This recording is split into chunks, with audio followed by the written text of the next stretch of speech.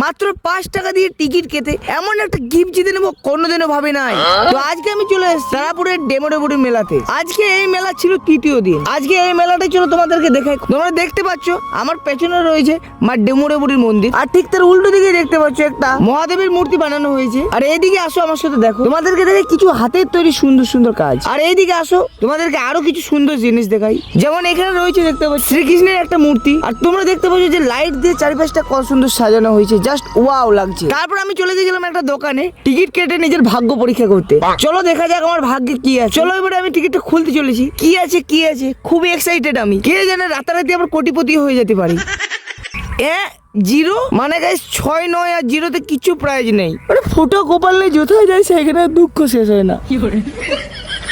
আজকে এখানে একটা যাত্রা আয়োজন করা হয়েছিল, ওই জন্য দাঁড়ায় দাঁড়ায় যাত্রা শুনছিলাম। মেলাটা যখন প্রায় ফাঁকা হয়ে গেছে তখন আর কি আমাদের ফাস্ট ফুডের দোকানটা গোটাতে শুরু করি। আর এদিকে দেখতে পাচ্ছি প্রায় সব দোকানই বন্ধ করে দিয়েছে, ওই জন্য আর কি আমরা গুটিয়ে পথে ঘর থেকে রওনা দিই।